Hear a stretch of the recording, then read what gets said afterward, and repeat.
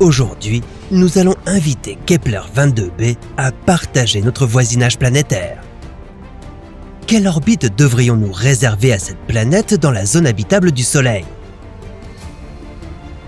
Comment pourriez-vous vous y rendre?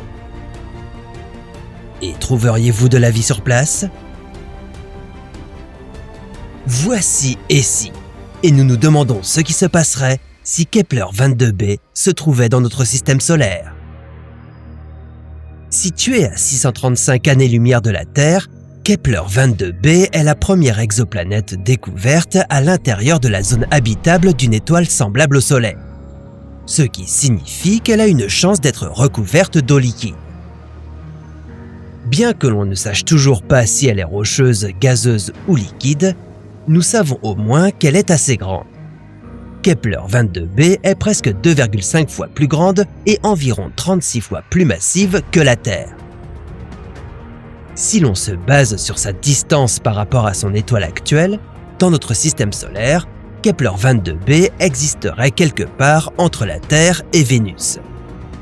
Si elle était en orbite autour de la Terre, vous auriez une vue magnifique de cette planète dans le ciel nocturne.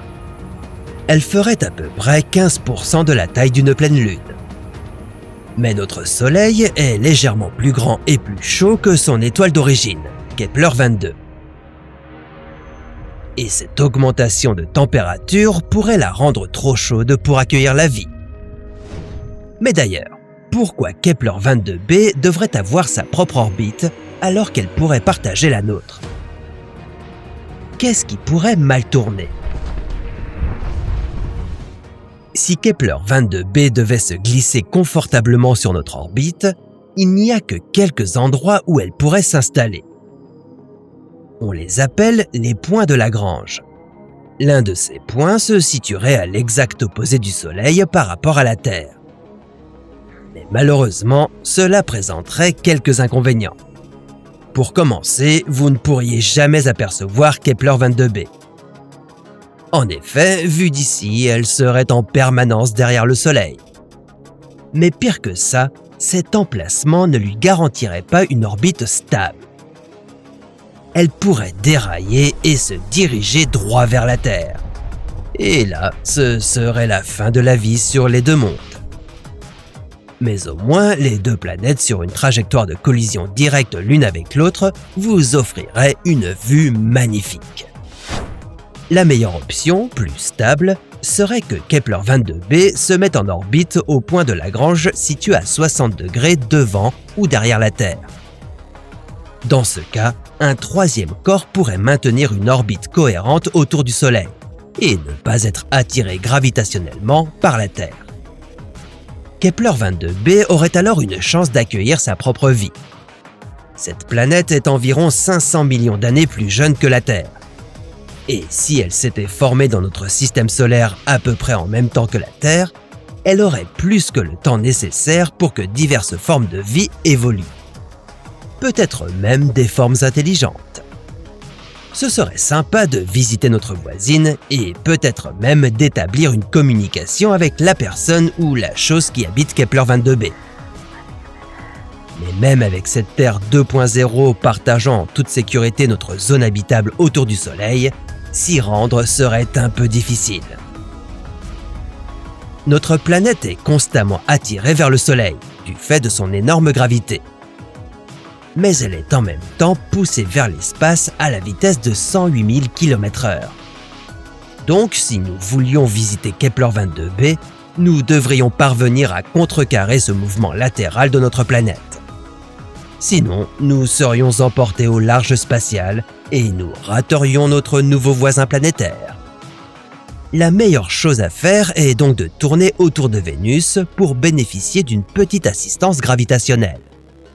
Il s'agit d'une technique qui permet à votre vaisseau spatial d'augmenter ou de diminuer l'énergie de son orbite. En d'autres termes, vous pourriez utiliser Vénus pour ralentir et arriver à votre destination. Toutes ces manœuvres nécessiteraient quand même beaucoup de carburant et de temps. Le voyage vers Vénus seul vous prendrait environ 4 mois. Il faudrait ensuite appliquer les freins gravitationnels à l'approche de Kepler-22b. ce qui allongerait encore le voyage. Enfin arrivé, vous seriez la première personne à voir de près cette énorme planète semblable à la Terre. La première chose que l'on remarque est qu'elle tourne sur le côté, comme Uranus. Cela signifie que ses pôles nord et sud seraient soit inondés par la lumière du soleil, soit plongés dans l'obscurité totale pendant 6 mois de l'année. Vous découvrirez que le climat n'est pas aussi agréable que vous l'auriez espéré. Vos 2 options seraient le froid glacial ou le chaud brûlant. Mais vous ne devez pas perdre espoir. Il y a une forte possibilité que vous découvriez que Kepler-22b est recouverte d'un super-océan, qui, avec au moins 50 mètres de profondeur, pourrait réguler ses températures extrêmes. Dans ce cas, vous pourriez même les mesurer dans une gamme confortable de 15 à 22 degrés. Mais ce ne serait pas un feu vert pour enlever votre combinaison spatiale. Il y a en effet toujours la possibilité que 22b n'ait pas d'atmosphère respirable. Quel que soit le type d'environnement que vous trouverez, vous devrez vous construire un habitat. Celui-ci vous aidera à maintenir la pression atmosphérique, la température et la composition de l'air que vous devrez respirer. Vous pourriez même imprimer cet habitat en 3D en utilisant les ressources de la planète, en vous assurant qu'il vous protège des radiations à l'instar de notre propre atmosphère et de notre champ magnétique. Pour l'instant, nous ne savons pas grand-chose de cette exoplanète pas si lointaine. Mais si Kepler-22b se trouvait dans notre système solaire, nous aurions largement le temps d'envoyer des sondes spatiales et de l'étudier avant que vous ne posiez le pied à sa surface. Par conséquent, au moment de commencer votre mission vers la Terre 2.0, vous sauriez déjà quel type de température et d'air cette planète aurait. Si Kepler-22b était si proche de nous, s'y installer pourrait être plus facile que de déménager sur Mars. Une fois installé sur la planète, on commencerait à dessaler l'eau de l'océan et à installer des centrales hydroélectriques et solaires. La nourriture, par contre, serait un sujet un peu plus délicat. Au début, la culture de plantes depuis la Terre nécessiterait des serres avec des températures et des niveaux d'humidité régulés pour empêcher vos pommes de terre préférées de mourir. En étudiant davantage la planète, les jardins extérieurs pourraient devenir une réalité. Ou vous pourriez commencer à développer un goût pour les algues riches en protéines qui pourraient pousser dans le superocéan.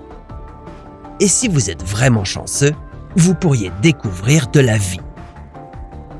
Et peut-être même une vie intelligente. Mais rien de tout cela n'est possible puisque Kepler-22b ne s'est pas formé dans notre système solaire. Si vous vouliez un jour atterrir sur sa surface extraterrestre, il vous faudrait parcourir des centaines d'années-lumière et être prêt à surmonter une longue liste d'obstacles. Mais si vous y parveniez, à quoi ressemblerait votre arrivée sur Kepler-22b? Il s'agit là d'une nouvelle épopée, pour un nouveau « Et si ?»